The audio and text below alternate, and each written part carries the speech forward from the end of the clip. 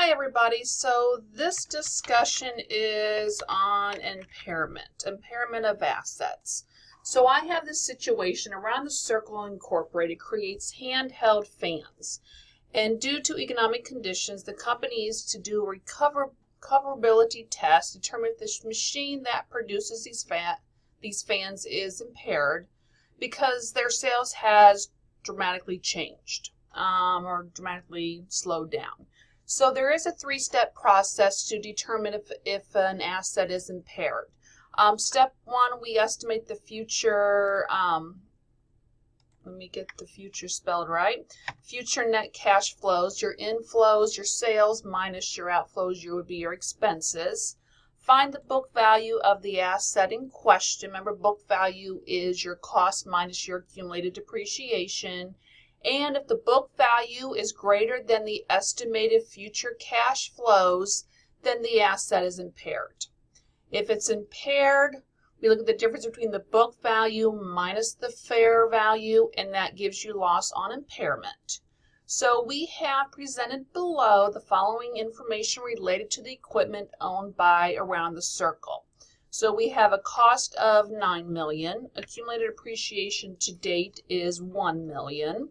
Estimated future net cash flows is $7 million, and the fair value of the equipment is $4,800.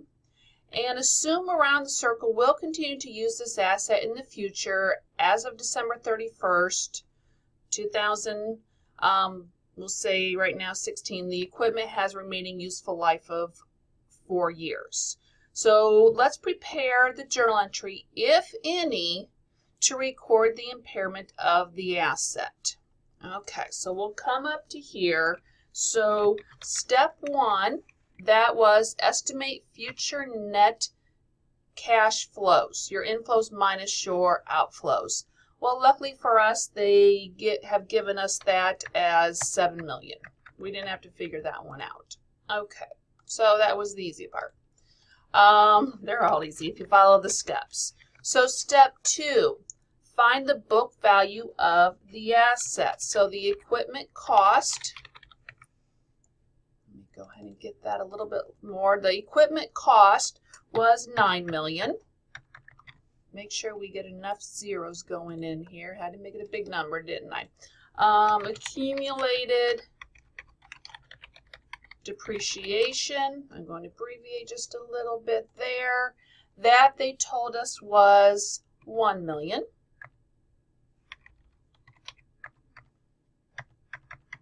Let's see, got another zero on there I need to get taken care of. Okay, so our book value on this asset, let's add those together, is $8 million. Okay, step three, if book value is book value greater than future net cash flows. So we have let's get all these zeros in here. Whoops, wrong way. Let's learn my Excel. Is 8 million greater than, make sure I got enough zeros in there again. Is 8 million greater than 7 million? Yes. So at this point, the asset is impaired. Okay, so if we want to the impairment process, okay, we're going to take our book value, which we determined was the $8 million. Sorry, did not ahead of time get those in there. The fair value,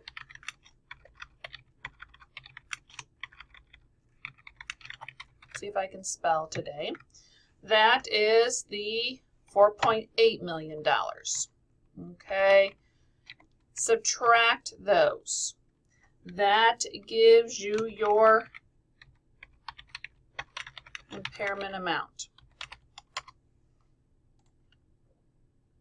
Okay, so we need to prepare the journal entry. Step 1, 2, 3, and then if it's impaired, considering the 4th step, that is the impairment. So what we need to do for the journal entry, it will be loss on impairment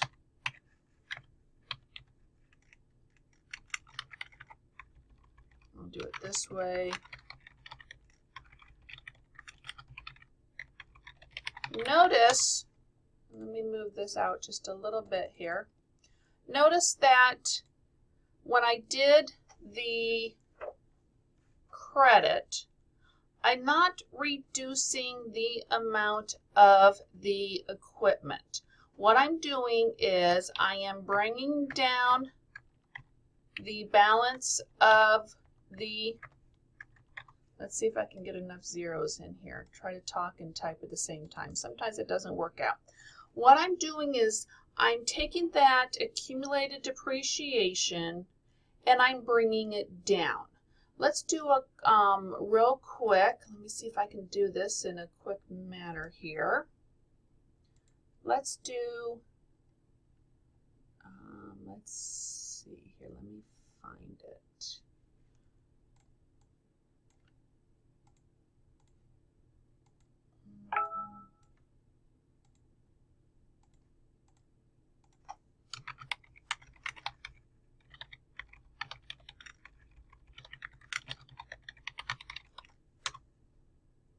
We need to do our double T. That's going to make it all better here. Okay. And I need one more under there. Okay. So we had to date accumulated depreciation, 1, 2, 3, of $1 million. Okay. We added, so that gave us a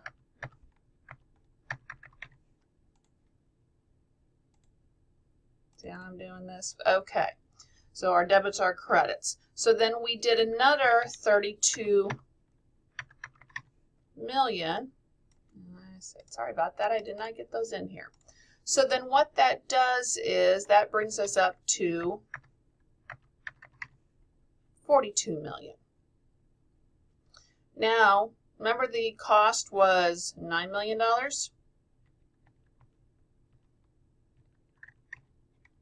Our new depreciation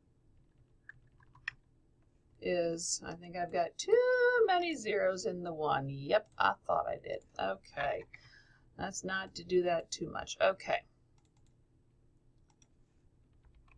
Take the difference between them. Okay, what I've done, this was the first step. I reduced my accumulated depreciation by the $3,200 to get to the new fair value, which we determined was $4,800. Okay, so I'm not ever touching that equipment. Okay, so then what they want us to do next, so we're not done yet, and if the fair value would have gone up, then we wouldn't have done that. So for our part B, they wanted us to prepare the journal entry to record the depreciation expense for 2015. Okay, so let me do this. I like that formatting, so let me do another formatting here. Okay, so depreciation expense and accumulated depreciation. So now we're going to be taking the $4,800 and dividing it by the 4. Okay, so you take 48, 1, 2, 3, divide it by 4.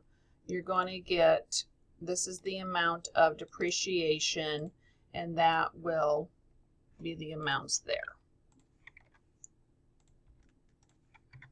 Okay, so part C. So I guess this was Part B. Part C. The fair value of the equipment the following December is $5.1 million per the journal entry. If necessary to record the increase in fair value, no entry. According to GAAP, we do not increase the value of the equipment once it is brought down. Okay, this is per GAAP. If you were doing IFRS, IFRS does allow an increase in the, to reverse some of that, the difference between the 48 and the 5.1 million. But what I'm concerned about on this one is an impairment using GAAP. So there is no entry. We do not increase this. Now, if we had the year 3, the fair value of the equipment went down even more, and our net cash flows was down again, then we would also do another impairment.